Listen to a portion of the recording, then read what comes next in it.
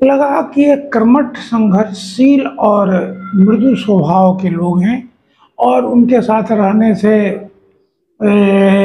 मानवता का मिसाल थे अपने में। तो ये सब तमाम बातें उनसे सीखने को मिली और अच्छा लगा।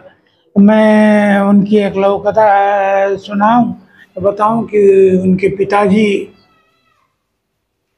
रेलवे में इंजीनियर थे। उसमें छोटू ये रामू दादा करके एक अति था बदमाश, जो हर प्रत्येक ऑफिसर से उलझ जाता, चाहे अनचाहे उनको तंग करता। तो रामू दादा को एक दिन इनने बुला के कस के डांट दिया।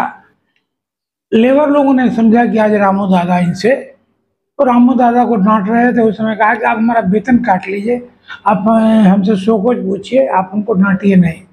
इस पर उनके पिताजी ने कहा कि ये वेतन और ये काटना ये सब तुम्हारे बाल बच्चों के का चीज है, मैं तुम्हें तुम्हारे बदले उसको दंडित नहीं कर सकता। जब रामू बाहर निकला तो उनके साथियों ने पूछा कि आज तो इंजीनियर साहब को तुम सिखा दोगे? उसने कहा कि नहीं रे, वो तो मेरा बाप निकला, उसको तो हमसे ज़्यादा हमारे बच्चे और हमारे माता पिता की चिंता है। तो सहानुभूति करके उनकी लघु कथा आई। ऐसे बहुत सारी लघु कथाएँ हैं जो नो एंट्री तो उनकी पूरी किताब है। ऐसे बहुत सारी किताबें हैं, पत्थर से पत्थर तक, लघु आघात में लघु कथाएँ आई, कथा देश में भी लघु कथा आई। कथा देश तो उनने किताब भी निकाली और कथा देश एक पत्रिका भी निकलती है। अभी तो लघु कथा सिमटते जा रहा है, ऐसा देखा जाए? नहीं, लघु कथा तो विस्तार लेता जा रहा है, ऐसा मैं कहूँगा सिमटता जा रहा है। इसलिए नहीं, लघु कथा को आप जो फेसबुक पर या आदि पर जो देखते हैं उसको इतना छोटा और इतना खंडित किया जा रहा है कि अब मुझ जैसे आदमी को तो अतृप्तता लगती है, जैसे प्यासा रह गया हो। वो कुछ कह रहा है अधूरा छोड़ के जो बात खत्म कर देता है, तो वो लघु कथा नहीं है। लघु कथा को ऐसा होना चाहिए कि ये एक विचार लिए हुए, एक उद्देश्य लिए हुए समाप्त हो। लघु कथा का मुख्य उद्देश्य क्या? लघु कथा का मुद्दे, जब अखबारों में साहित्य का कॉलम कम हो गया, साहित्य के पृष्ठ कम हो गए, तो साहित्य का पृष्ठ और कॉलम जब कम होने लगा तो लोगों ने कहा कि छोटे छोटे कथाओं में ही हम अपनी बात रखें, अपने विचार रखें, अपना उद्देश्य रखें। जिस राज्य जो है पुण्यतिथि में मनाई जा रही है, लाहौर से लेकर के पटना तक के अपना यात्रा तय किया और लघु कथा के विशेषज्ञ बने, क्या कहेंगे पुण्यतिथि के अवसर?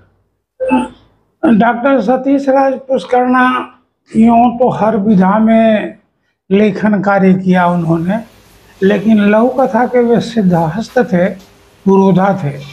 लघु कथा सिर्फ उनने लघु कथा लिखा ही नहीं, बल्कि लघु कथा विधा को स्थापित किया, और वो उनको हम लघु कथा का एक पाठशाला के हैं तो गलत नहीं होगा।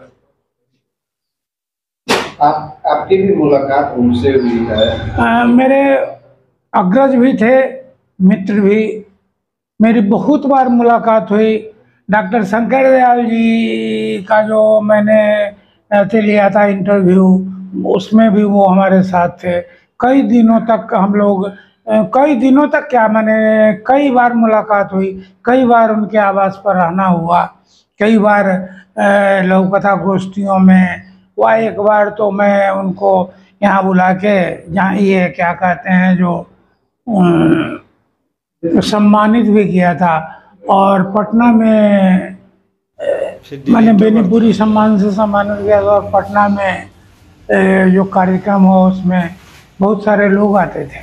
लघुकथा.com करके एक पत्रिका निकलती है जो इंटरनेट की पत्रिका थी, तो उसमें भी वो अपनी भी रचना देते थे और हमारी भी रचनाएं उसमें आती थी। नवभारत टाइम्स, ये नवभारत एक अखबार निकलता था, तो पहले नवभारत में जब लघुकथा विशेषांक निकाला गया तो उसमें मेरी लघुकथा आई, और थर्मल में एक डॉक्टर ब्रजभूषण रहा करते थे, उनसे मेरी पहली मुलाकात पुष्करणा जी द्वारा संपादित उन लघु कथाओं के कारण ही हुआ था और उन्हें उल्ला के हमको प्रति दी थी। उनकी प्रमुख रचनाएं कौन कौन सी? उनने तो दर्जनों किताब लिखी है लोक कथा की। ऐसे उनने निहारिका में उनकी कहानी है, कथा देश का उनने संपादन किया। आरोह अवरोह का संपादन तो शंकर दयाल जी संपादक थे, लेकिन संपादन सतीश राज पुष्करणा करते थे, जिसमें मेरी लगातार लघु कथाएं आई, जिसमें यात्रा संस्मरण